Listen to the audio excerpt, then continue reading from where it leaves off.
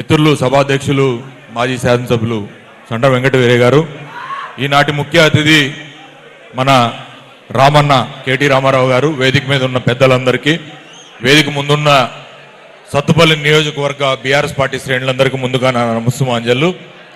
మిత్రులారా, ఎక్కువ సమయం కేటీఆర్ గారికి ఇస్తా కాబట్టి కేవలం 2 నిమిషాలు 2 వాక్యాలు చెప్తా.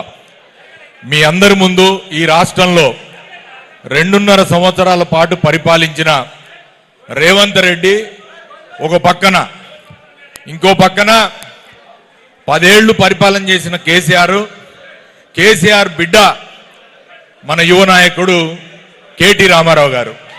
ఒక్కసారి రెండు పక్కల 2 స్లైడ్లు వేసుకొని చూస్తే, ఒక పక్కన బట్లర్ ఇంగ్లీష్ మాట్లాడే హిట్లర్ రేవంత్ రెడ్డి, ఇంకో పక్కన అనర్గళంగా ఏ లాంగ్వేజ్ అయినా సరే అందరినీ ఆకట్టుకొని ఇంటర్నేషనల్ లెవెల్లో గుర్తింపు పొందిన మన రామన్న యువ నాయకుడు ఇంకో పక్కన. ఒకసారి ఆలోచన చేయండి. అన్న ఐటీ ఎగుమతుల్ని 57,000 కోట్ల నుంచి దాదాపు 2 లక్షల కోట్లకి మన తెలంగాణ రాష్ట్రం వచ్చిన తర్వాత మనం దిగిపోయే నాటికి తీసుకొచ్చిన మహా ఘనత ఐటీ మినిస్టర్ గా, ఇండస్ట్రీస్ మినిస్టర్ కేటీ రామారావు గారు ఉంటే, ఇంకో పక్కన రేవంత్ రెడ్డి గారు ఏం చేస్తున్నాయంటే పేగులు మెడలేసుకుంటాడు, గుడ్లు తీసి గోలికాయలు ఆడుకుంటూ ఉంటాడు, వాని షెడ్డి గుంజుతా, వీని నిక్కర్ గుంజుతా, వాని ప్యాంట్లో తొండలు ఇడుస్తా అంటాడు.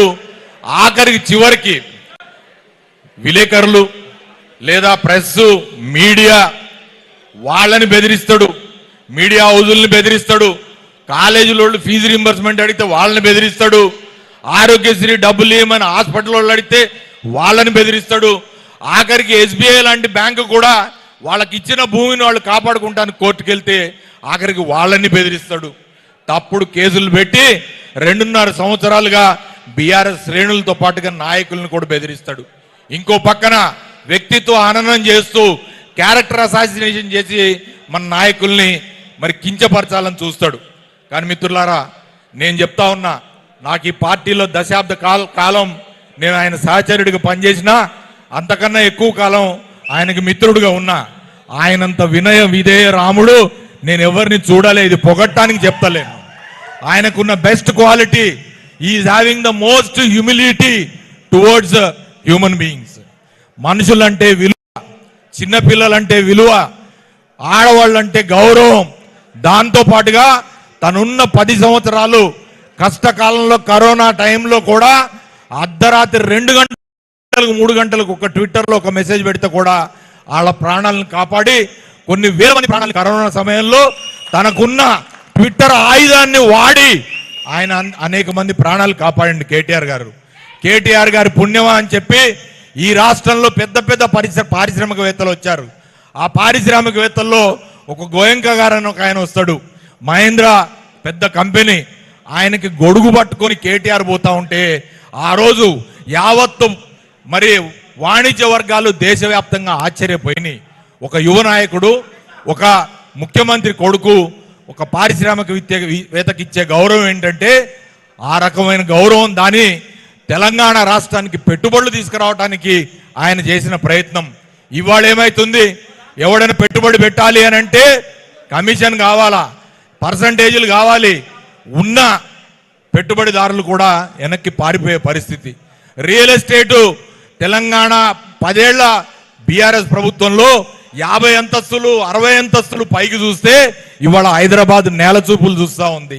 అన్న కరోనా టైంలో కేవలం 3 నెలలు లాక్డౌన్ పెడితే 36 ఫ్లైఓవర్లు కట్టిండు కేటీఆర్ గారు. వాటికి ఇప్పుడు రిబ్బన్ కటింగ్లు చేసుకుంటా ఉన్నాడు రేవంత్ రెడ్డి గారు.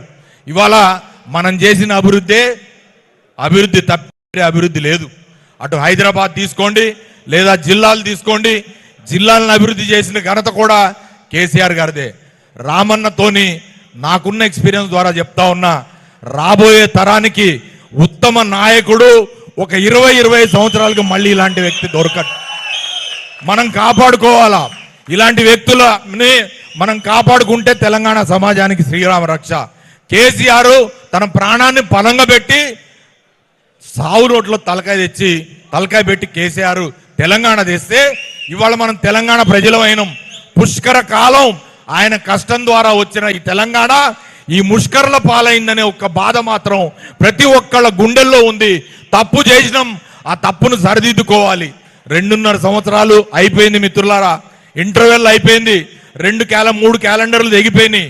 ఇంకొక 2 క్యాలెండర్లు తెగాలంతే. ఆ 2 క్యాలెండర్లు 27 సంవత్సరం 28 సంవత్సరం 2 క్యాలెండర్లు తెగాల. అంతవరకు మీరు ఓపిక ఉండాలా. ఆ తర్వాత తెగి కింద పడేది ఈ కాంగ్రెస్ ప్రభుత్వం, ఎగిరేది గులాబీ జెండా. అందులో మొట్టమొదట ఖమ్మం జిల్లాలో ఈ సత్తుపల్లి నియోజకవర్గంలో మొట్టమొదటి గులాబీ జెండా ఎగరాల. గులాబీ జెండా ఎగరని ఏ నియోజకవర్గం కూడా మన ఖమ్మం జిల్లాలో ఉండొద్దు. కాబట్టి ఈ వేదిక ద్వారా నేను ఖమ్మం జిల్లా ప్రజలకు మరొక్కసారి అడుగుతా ఉన్నా. అనేక సార్లు అనేక పార్టీలకి అవకాశాలు ఇచ్చారు. ఈసారి మీరు తెలంగాణ మరి జాతిపిత కేసీఆర్ గారికి మళ్ళొక్కసారి అవకాశం ఇవ్వండి. ఖమ్మం జిల్లా ప్రజలకి ఓట్లు వేయకపోయినా సీట్లు ఇవ్వకపోయినా ఇంత చేసిన కేసీఆర్ కి ఒక్కసారి రుణం తీర్చుకుందాం అని చెప్పి ఖమ్మం జిల్లా ప్రజలకి ఈ వేదిక ద్వారా తెలియజేసుకుంటూ మరొకసారి బలమైన సత్తుపల్లి నియోజకవర్గంలో పార్టీ నిర్మాణానికి మరింత బలానికి చేకూర్చడానికి వచ్చిన కేటీ రామారావు గారికి మీ అందరి తరఫున ధన్యవాదాలు తెలియజేసుకుంటూ సెలవు తీసుకుంటా ఉన్నా. జై తెలంగాణ. అందరికీ నమస్కారం. అందరూ కూడా క్రమశిక్షణగా కూర్చోవాలి. వెనక కూడా హాల్లో మన వాళ్ళు కూర్చున్నారు. ఇక్కడ దయచేసి మన యూత్ అంతా కింద కూర్చోవాలి. ఏం సిగ్గేం లేదు. మేమందరం కూడా కింద కూర్చొనే పైకి కూర్చున్నాం. ఎవరు కూడా ఒకేసారి లీడర్లం కాల. మీరు కింద కూర్చోగానే ఫీల్ కావద్దు. చెప్పులు వేసుకొని మంచిగా కూర్చోండి. అందరు కూర్చోవాలి. ప్రెస్ కనపడాలా. అందరు కూడా